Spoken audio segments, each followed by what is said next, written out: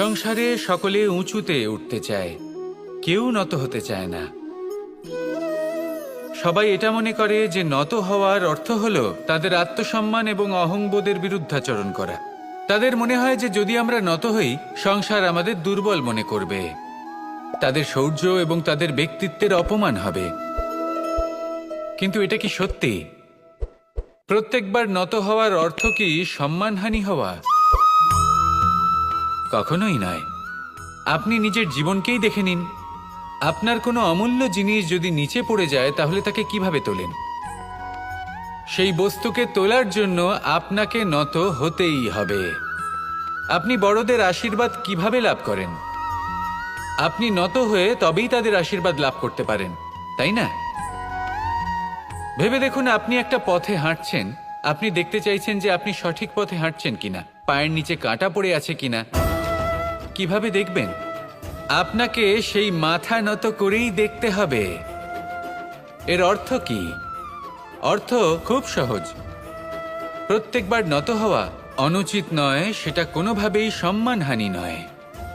পরিস্থিতি অনুসারে এবং যেখানে প্রয়োজন আপনি নত হতে শিখে গেলে আপনি অনেক কিছুই লাভ করতে পারবেন। জ্ঞান, মান, গুণ, বিশ্বাস। সেই জন্য প্রয়োজন এবং পরিস্থিতি অনুসারে নত হতে শিখুন, এতে অনুচিত কিছুই নেই। আত্মসম্মান থাকা অত্যন্ত প্রয়োজনীয়, কিন্তু তা যেন কখনো অহংকারে পরিণত না হয়।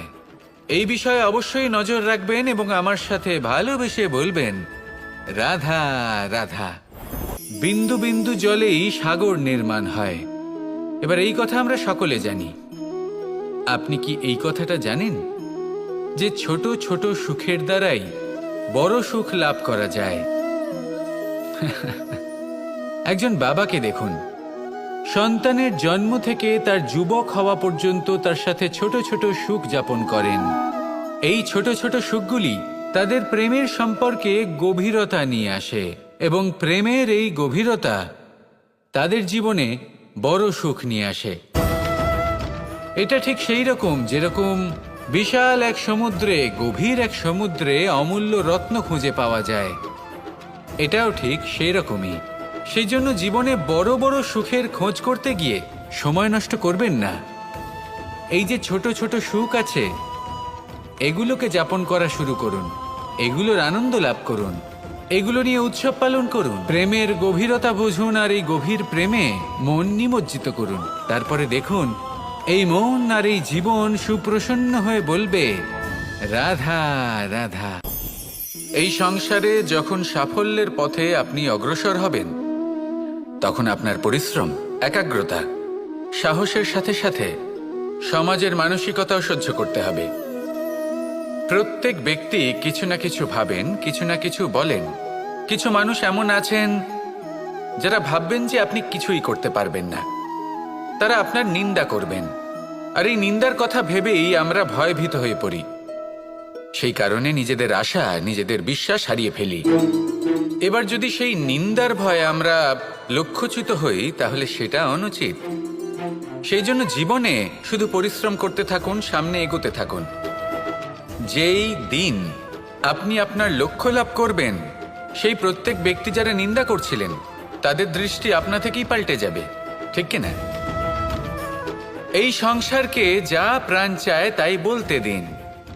যদি আপনি কারোর কথা শুনতে চান, তাহলে নিজের অন্তরের কথা শুনুন, সেটাই আপনাকে উচিত পথে নিয়ে যাবে। সামনে অগ্রসর হতে থাকুন, পরিশ্রম করুন। এমন একটা দিন আসবে যেদিন এই নিন্দুক ব্যক্তিরা আপনার লক্ষ্য প্রাপ্তির উদাহরণ সবাইকে দেবে। আসুন আমার সাথে ভালোবেসে বলুন, রাধা রাধা। আমরা জীবনে চলতে চাই, সামনে এগোতে চাই, কিন্তু কখনো কখনো এমন হয় যে আমরা আমাদের লক্ষ্য দেখতেই পাই না। আমরা চিন্তিত হয়ে পড়ি, ব্যতীত হয়ে পড়ি, আমরা কিছু বুঝতেই পারি না। এই মন অশান্ত হয়ে যায়। কিন্তু যদি আপনি থেমে যান, তাহলে নিজের পথ এবং নিজের লক্ষ্য থেকে সরে যাবেন। সেই জন্য চলতে থাকুন, থামবেন না। যতদূর পারবেন চলতে থাকুন, যতদূর দৃষ্টি যাচ্ছে চলতে থাকুন। তারপরেই দেখবেন পরবর্তী পথ আপনা থেকেই আপনার সামনে আসবে। কারণ আপনার দৃষ্টির সীমা থাকতেই পারে, দৃষ্টিভঙ্গির সীমা নেই, আপনার পথের সীমারেখা থাকতেই পারে, কিন্তু সেই পথে চলার সাহসের সীমা নেই। সেই জন্য নিজেকে অসীমিত করে তুলুন। এই সীমারেখা আপনা থেকেই দূর হয়ে যাবে, লক্ষ্য নিজে থেকেই দেখতে পাবেন, আর এই মন সুপ্রসন্ন হয়ে বলবে, রাধা রাধা। মানুষ সবসময় চায় যে তার জীবনে যেন কখনো কোনো সমস্যাই না আসে। সে চায় তার জীবন যেন শুধুমাত্র শান্তি এবং সুখের দ্বারা পূর্ণ থাকে, কিন্তু এই চাহিদা অনুচিত কিছু নয়। আমরা সবাই এটাই চাই যে জীবনে সুখ থাক, শান্তি থাক, কিন্তু এই কথা সবসময় মনে রাখবেন, যে সূর্য উদিত হন সংসারকে প্রকাশমান করেন, দুপুরবেলায় সংসারকে রৌদ্র প্রদান করেন, সন্ধেবেলায় তাকেও অস্ত যেতে হয়। এবার আমাদের জীবন চক্র কিছুটা এরকমই। কোনো কিছুই চিরকাল একরকম থাকে না। কখনো এই নদীকে দেখুন, যা বয়ে চলেছে। এই নদী যা বয়ে চলেছে তার পথেও অনেক বিপদ আসে। বড় বড় পাথরের সম্মুখীন হয়ে তাকেও সামনে এগিয়ে যেতে হয়। একটি পুকুর যা চারদিক থেকে ঘেরা, তার জীবনে কিন্তু কোনো সমস্যা নেই, কিন্তু এই সংসারে পুকুরের পুজো করা হয় না, পুজো করা হয় নদীকে।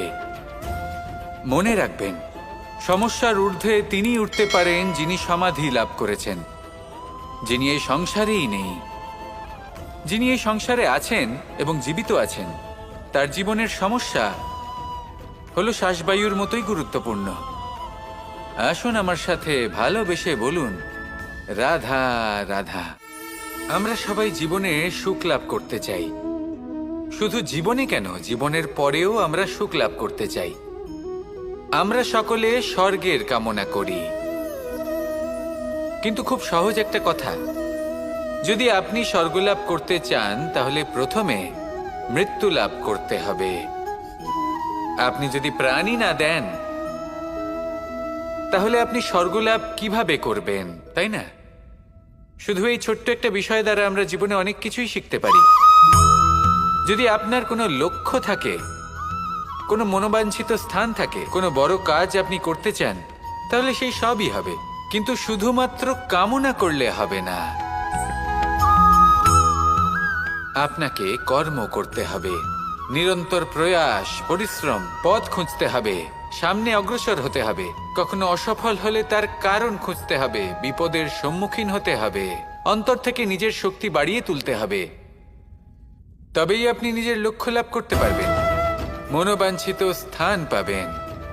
মহান নদী গঙ্গা একটি বিন্দু দ্বারা শুরু হয়, ধীরে ধীরে অগ্রসর হয়। কোনো পাথরে ধাক্কা খেলেও সে থামে না, বরং এগোতেই থাকে। তারপরেই সে মহান নদী গঙ্গা হয়ে উঠতে পারে। পরিশ্রম করুন, লক্ষ্য লাভ করুন, আর আমার সাথে ভালোবেসে বলুন, রাধা রাধা। এই সংসারে জয়লাভ করার জন্য, সাফল্য লাভের জন্য শক্তি, ধৈর্য, সাহস, মিত্রদের সঙ্গ, এই সব ছাড়া আর কি আছে যা অত্যন্ত প্রয়োজনীয়? বিশ্বাস।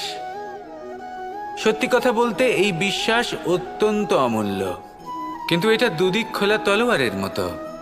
এটা আপনাকে বলশালীও করে তুলতে পারে, শক্তিশালীও করে তুলতে পারে, আবার দুর্বলও করে তুলতে পারে। কিভাবে? যদি আপনি শুধুমাত্র অন্যের উপরে বিশ্বাস করেন যে ওনারা সবাই আমাকে সামলে নেবেন, আপনার বিশ্বাস শুধুমাত্র অন্যের ওপর, আর সেই বিশ্বাসের ভিত্তিতে আপনি কর্ম করেন, তাহলে আপনি দুর্বলই হয়ে উঠবেন। কিন্তু এই বিশ্বাস যদি আপনি নিজের ওপর রাখেন যে যাই হয়ে যাক না কেন, আমি নিজেকে ঠিক সামলে নেব, আমি আমার পথ বানিয়ে নেব, সব বিপদের সম্মুখীন আমি নিজে হব এবং জীবনে সামনে এগোতে থাকব, তাহলে এই বিশ্বাস আপনাকে বলশালী করবে। এবার সিদ্ধান্ত আপনার যে আপনি কি চান, এই বিশ্বাস আপনাকে বলশালী করবে নাকি দুর্বল। ভেবে দেখুন, আর আমার সাথে ভালোবেসে বলুন, রাধা রাধা। কথায় আছে যে স্বপ্ন এবং লক্ষ্য হলো একটি মুদ্রারই দুটি দিক।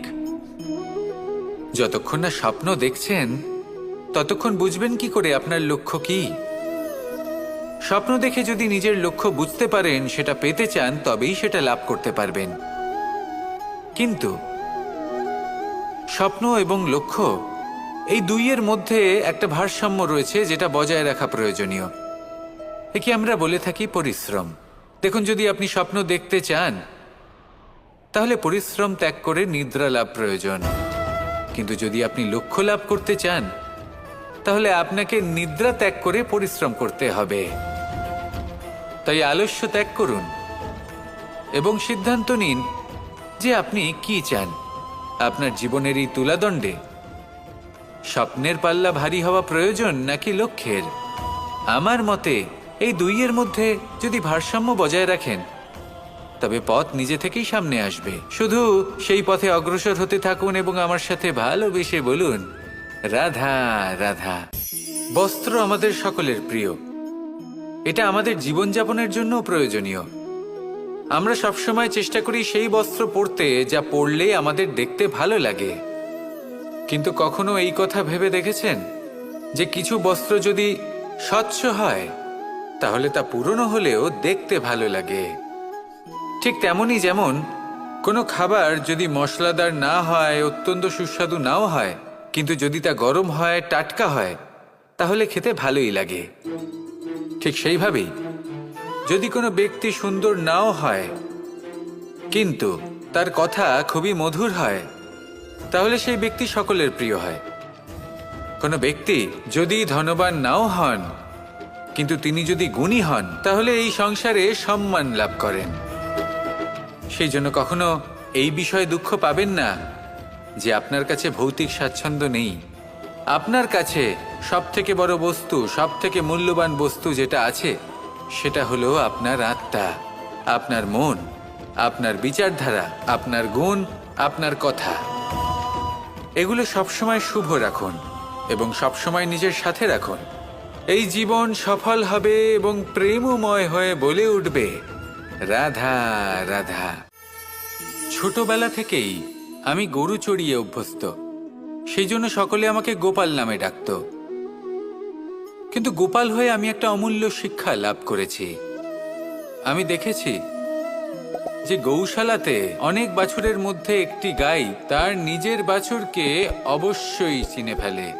যেখানে সমস্ত বাছুর একই রকম দেখতে এবং প্রত্যেকের স্বরও সমান, তারপরেও সকল বাছুরের মধ্যে নিজের বাছুরকে ঠিক চিনতে পেরে যায় এবং তার সাথেই থাকে। ঠিক এইরকমই কিছুটা হয় আমাদের কর্ম এবং তার কর্মফল। আপনি সবার মাঝে থেকেও কোনো কর্ম যদি করেন, সেই কর্মফল সবার মধ্যে আপনাকে চিনে ফেলবে এবং আপনার সাথেই থাকবে। তাই যখনই কর্ম করবেন, ভেবে চিন্তে করবেন। কোনো কর্ম করার আগে একবার ভেবে দেখুন, তাহলে জীবনে বারংবার অনুতপ্ত হতে হবে না।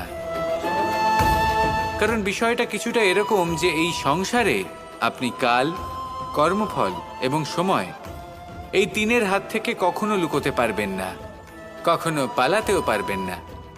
আসুন আমার সাথে ভালোবেসে বলুন, রাধা রাধা। জন্ম এবং মৃত্যু, একটি হলো জীবনের সূত্রপাত, আরেকটি জীবনের সমাপ্তি। এটা হলো একটি চক্র এবং প্রত্যেক চক্রের মতোই এটাও যেখান থেকে শুরু হয় সেখানে এসেই সমাপ্ত হয়। অর্থাৎ প্রত্যেক ব্যক্তি যারা জন্ম নিয়েছেন, তার জন্মের সাথে এটা সুনিশ্চিত হয়ে যায় যে তার মৃত্যু হলো অবশ্যম্ভাবী। এই সংসারে এমন কিছুই নেই যা চিরকালের মতো থেকে যায়।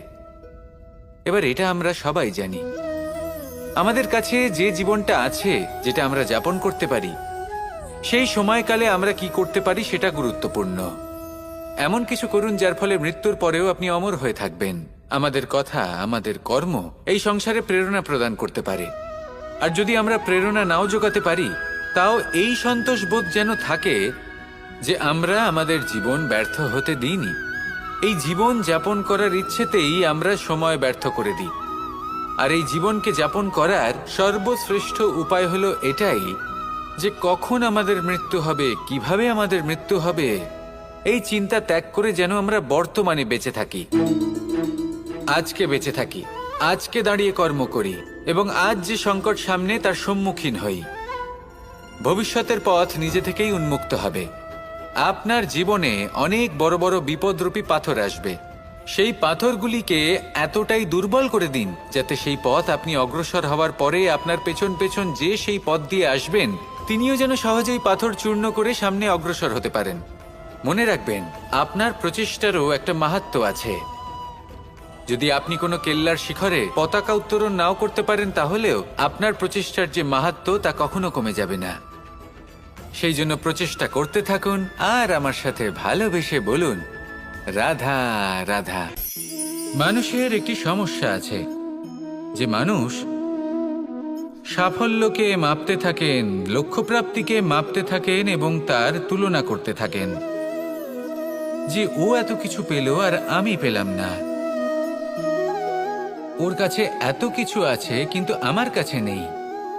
এই তুলনা করার জন্য ওনারা দুঃখী হয়ে পড়েন, নিরাশ হয়ে পড়েন। তাই আমি একটা প্রশ্ন করছি যে এটা কি উচিত?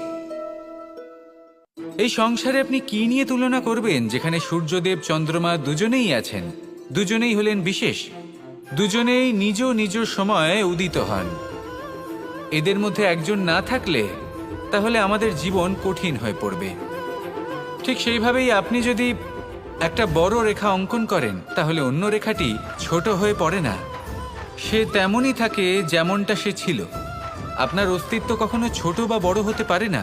শুধু তুলনা করার জন্য আপনার এটা মনে হতে পারে। যদি আপনি যুদ্ধ করতে চান আপনার তলোয়ারের প্রয়োজন পড়বে। যদি বস্ত্র তৈরি করতে চান এত বড় তলোয়ার দিয়ে কিছুই হবে না, তখন প্রয়োজন পড়বে একটা ছোট্ট সূচের। তাই তুলনা করবেন না, না নিজেকে ছোট মনে করবেন না অন্য কাউকে। সবার সাথে সহযোগিতা করুন, আর যদি তুলনা করতেই হয় নিজের সাথে করুন যে কাল আমি কেমন ব্যক্তি ছিলাম, আজ কি তার থেকে শ্রেষ্ঠ হয়ে উঠতে পেরেছি। ভেবে দেখুন ভবিষ্যতে গিয়ে আপনি কতটা শ্রেষ্ঠ ব্যক্তি হতে পারেন। আসুন আমার সাথে ভালোবেসে বলুন, রাধা রাধা। মানুষ বলে থাকেন যে জীবনে সময়ের পূর্বে এবং ভাগ্যের থেকে বেশি কিছুই পাওয়া যায় না। এটা যার যার নিজের বক্তব্য। আমি বলবো এই সময় আসলে কি? এই সময় হলো যাতে যুগ যুগান্তর নিহিত আছে, যার মধ্যে দিন আছে, মাস আছে, বছর আছে, ঠিক কিনা? বাস্তবে আপনার কাছে সময় কতটা আছে যা আপনি সদ্ব্যবহার করতে পারেন? তখন থেকে আছে যখন থেকে আপনি নিজেকে বুঝতে শুরু করেন। ততক্ষণ আছে যতক্ষণ না আপনি এই সংসার ছেড়ে চলে যাচ্ছেন। শুধু এটুকু সময় আছে আপনার কাছে।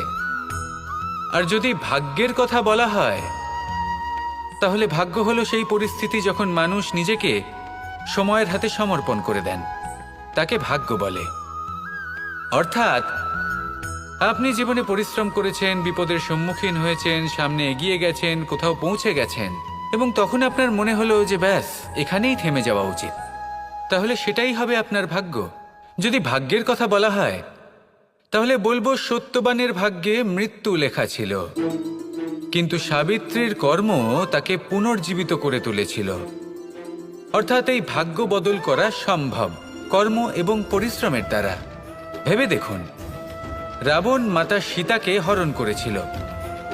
যদি শ্রীরাম সেটাকে ভাগ্য বলে মেনে নিতেন তাহলে কখনো ভাগ্য বিধাতা হয়ে উঠতে পারতেন না। ভাগ্য হলো একটা বাঁধন যেটাকে ভেঙে ফেলা খুব প্রয়োজনীয়। নিজের লক্ষ্যের কাছে পৌঁছতে হবে। হতেই পারে এই লক্ষ্য হলো পরমাত্মার কাছে পৌঁছে যাওয়া। আপনি যদি পরমাত্মার কাছে পৌঁছতে নাও পারেন, তাও সেই পথে কিছুটা অগ্রসর হতে পারছেন, তাই না? তাহলে ভাগ্যের এই বাঁধন ভেঙে ফেলুন, নিজের কর্মের দ্বারা নিজের প্রারব্ধ গড়ে তুলুন এবং আমার সাথে ভালোবেসে বলুন, রাধা রাধা। এই সংসারে নির্মাণের বিষয়ে জ্ঞান লাভ করার পূর্বে ধ্বংসের বিজ্ঞান বুঝে নেওয়াও খুব প্রয়োজনীয়। যখনই আমরা ব্যায়াম করি তখন কি হয়? আমাদের পুরনো মাংসপেশি নষ্ট হয়ে যায় এবং সেই মাংসপেশির স্থানে আমরা নতুন মাংসপেশির নির্মাণ করে থাকি। যেমন একটা নতুন ইমারত গড়ে তোলবার পূর্বে পুরাতন ইমারতকে ভঙ্গ করে দিতে হয়, তবেই তো সেই স্থান সজীব হবে, ঠিক কিনা? এবারে জ্ঞান এবং বিজ্ঞান ছাড়াও এমন কিছু আছে যা কিনা অত্যন্ত গুরুত্বপূর্ণ। তা হলো সীমা পার করে যাওয়া। এই যে সীমা, এই যে নিয়ম, তা মানুষের জন্যই বানানো, তাকে নিয়ন্ত্রণ করার জন্য তৈরি করা হয়েছে। এমন অনেক সীমা, এমন অনেক নিয়ম মানুষের জন্য অত্যন্ত মঙ্গলকারী। কিন্তু কিছু এমন সীমা আছে, কিছু এমন নিয়ম আছে যা মানুষের লঙ্ঘন করে যাওয়া অতি আবশ্যক। যতক্ষণ না এই সীমা লঙ্ঘন করছেন, নিজের নতুন অস্তিত্বকে খুঁজেই পাবেন না, সেই স্থানে পৌঁছতেই পারবেন না যেখানে সংসার তাকে চিরস্মরণীয় করে রাখবে। সেই জন্য জীবনে যাই করবেন, সীমা অতিক্রম করে যান। যদি পরিশ্রম করেন তাহলে সীমা অতিক্রম করে পরিশ্রম করুন। যদি লক্ষ্যের দিকে অগ্রসর হন তাহলে সীমা অতিক্রম করে অগ্রসর হন। কোনো সীমারেখা যাতে না থাকে, সেই সর্বোচ্চ স্থান দেখুন এবং অগ্রসর হন। এই সংসারে অগ্রসর হওয়ার জন্য এই সীমারেখা বুঝে নেওয়া এবং তা অতিক্রম করার জ্ঞান লাভ করা প্রয়োজনীয়। আসুন আমার সাথে ভালোবেসে বলুন, রাধা রাধা। আমরা সবাই এই সংসারে সূর্যের মতো হয়ে উঠতে চাই, সূর্যের মতো তেজস্বী, প্রকাশময়, যশস্বী। সূর্যের মধ্যে এতটাই তেজ থাকে যে সবাই তার সামনে নত হয়ে থাকে। সেই কারণেই সূর্যকে যশদানের গ্রহ বলা হয়। আমরা সবাই সূর্যের মতো উজ্জ্বল হতে চাই, কিন্তু তার জন্য সূর্যকে প্রত্যেক দিন জ্বলতে হয়।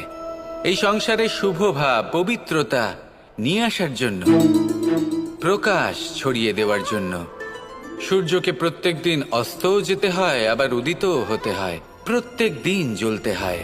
সূর্য একদিনের জন্য অবকাশ লাভ করেন না। আর যদি অবকাশ পেতেন তাহলে সূর্যকে আর সূর্য বলা হতো না, তাই না? সেই জন্য আপনি যদি সূর্যের মতো হয়ে উঠতে চান, সেই রকম উজ্জ্বল হতে চান, তেজস্বী হতে চান, তাহলে সূর্যের মতো জ্বলতে হবে, অর্থাৎ অগাধ পরিশ্রম করতে হবে। আসুন আমার সাথে ভালোবেসে বলুন, রাধা রাধা। যদি আমি স্থির করি, যদি নিশ্চিত করি একটা মূর্তি গড়ে তুলব, আর কিছুক্ষণ সেই কাজটা করে আবার কিছুক্ষণ পরে বন্ধ করে দিই, আবার কিছুক্ষণের জন্য কাজটা করে আবার সেই কাজ বন্ধ করে দিই, আবার কিছুক্ষণের জন্য কাজটা করে বলি ক্লান্ত লাগছে, কিছুক্ষণের জন্য বিশ্রাম নিয়ে নিই, যদি এইভাবে আমি কাজটা করি তাহলে কি এই কাজ উচিত সময় এবং উচিতভাবে সম্পন্ন হবে? কখনোই নয়। শুধু তাই নয়, যে কোনো কাজ যদি পূর্ণ করতে হয়, উচিতভাবে করতে হয়, উচিত সময়ের মধ্যে করতে হয়, তাহলে প্রয়োজন সততার এবং অখণ্ড প্রচেষ্টার। সততা ছাড়া আপনি যে কাজই করুন না কেন, উচিত সময় তা সম্পূর্ণ হবে না, আর মনোবাঞ্ছিত ফল আপনি কখনোই পাবেন না। তাই যে কাজই আরম্ভ করুন না কেন, সততার সাথে এবং অখণ্ড প্রচেষ্টার সাথে করুন। তখনই কর্ম এবং তখনই এই জীবন সফল হবে, এবং এই মন প্রসন্ন হয়ে বলবে, রাধা রাধা। জ্ঞান এবং অহংকার, এই দুইয়ের মধ্যে সম্পর্ক কোথায়? সম্পর্ক ঠিক সেরকম যেরকম হাত এবং কাকনের, যেমন চোখ এবং দৃষ্টির সম্পর্ক। এবার আপনি বলবেন, এ আমি কি বলছি? জ্ঞান এবং অহংকারের এমন সম্পর্ক কি করে হতে পারে? দেখুন, যে ব্যক্তি জ্ঞানী, যার কাছে জ্ঞান রয়েছে এবং তিনি জানেন যে তার কাছে জ্ঞান রয়েছে, তার মধ্যে নিজে থেকেই অহংবোধ জাগ্রত হয়। খুব কম সংখ্যক এমন জ্ঞানী ব্যক্তি আছেন যারা নিজেদের অহংকারের বিষয়ে আঁচ করতে পারেন। প্রকৃত জ্ঞানী হলেন তিনি, যিনি নিজের জ্ঞানের সদ্ব্যবহার করে অহংকারকে দূর করেন। উচিত সময়ে বুঝে যান, নিজের অন্তর যাচাই করে এই বিষয়টা দেখেন যে তার অন্তরে অহংবোধ জাগ্রত হচ্ছে, এবং নিজেকে সেখানেই থামিয়ে দেন, যাতে অহংকারের পথে তিনি অগ্রসর না হয়ে যান। এই অহংকার কখন উচিত, কখন অনুচিত, কখন প্রয়োগ করা উচিত, উচিত নয়, কখন বাধা দেওয়া উচিত, এটা শেখা অত্যন্ত প্রয়োজনীয়। আর যদি এটা আপনি শিখতে পারেন, তাহলে আপনি একজন জ্ঞানীও হয়ে উঠবেন এবং সুখীও থাকবেন। তাই মনে রাখবেন, এই জ্ঞান নিয়ে কখনোই অহংকার করবেন না, বরং সবসময় নিজের অহংবোধের বিষয়ে প্রকৃত ধারণা রাখবেন। আসুন আমার সাথে ভালোবেসে বলুন, রাধা রাধা। এই সংসারে সব থেকে বেশি কঠোর এবং বলশালী ধাতু হল লৌহ, অর্থাৎ লোহা। হয়তো সেই জন্যই সকল অস্ত্র, সকল শস্ত্র, সকল বাহন যখনই এদের নির্মাণ হয় তখন সব থেকে বেশি ব্যবহার এই লোহাকে করা হয়। এবার এই লোহার একটা বিশেষ গুণ রয়েছে, সেটা এটাই যে লোহাকে আপনি অন্য কোনো ধাতু দিয়ে কাটতে পারবেন না। লোহা দ্বারাই লোহাকে কাটা সম্ভব। এবার এটা কিভাবে সম্ভব? যে লোহাকে কাটতে হবে তাকে গরম করা হয়, যে লোহা দ্বারা কাটতে হবে সেটাকে ঠান্ডা রাখতে হয়। অর্থাৎ ঠান্ডা লোহা দ্বারা গরম লোহা কাটা হয়। এবার এই যুক্তি, তার প্রয়োগ আমাদের জীবনেও করা যেতে পারে। যদি আপনার কাছে শক্তি থাকে, যদি আপনি বুদ্ধিমান হন, আর যদি আপনার মন স্থির হয়, শান্ত হয়, তাহলে এই সংসারকে আপনি বদলাতে পারবেন। কিন্তু যদি আপনি শক্তিশালী হন, বুদ্ধিমান হন, কিন্তু আপনার মন অস্থির হয়, আপনার মন স্থির না থাকে, কোথায় কোথায় আপনি রেগে যান, তাহলে আপনি কখনোই সংসার বদলাতে পারবেন না। যদি পরিস্থিতিকে নিজের মতো গড়ে নিতে হয়, তাহলে ধৈর্য, সংযম এবং স্থিরতার শীতলতাকে আপন করে নিতে হবে। আসুন আমার সাথে ভালোবেসে বলুন, রাধা রাধা। এই সংসারে সব থেকে বেশি কোমল বস্তু হলো রেশম।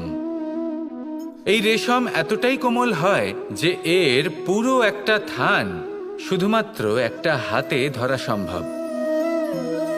কখনো ভেবে দেখেছেন এই রেশম কিভাবে হয়? একটি কীট তার লালার দ্বারা উৎপন্ন হয়। এই কীট সেই রেশমকে পাক দিতে থাকে, পাক দিতেই থাকে, আর আস্তে আস্তে তার মধ্যেই জড়িয়ে পড়ে। শেষে ওর এই সুন্দর অমূল্য সৃষ্টি রেশমের এই সুতো, তার নির্মাণ কার্য পূর্ণ হয়। কিন্তু তাতেই ও নিজে বন্দী হয়ে যায়। নিজেরই মায়াজালের এই বন্দী গৃহে নিজেই ফেঁসে যায়। এবার এই সুতোকে ব্যবহারযোগ্য করে তোলার জন্য এই কীটগুলিকে এই কবচের সাথেই ফুটন্ত জলে ফেলে দেওয়া হয়।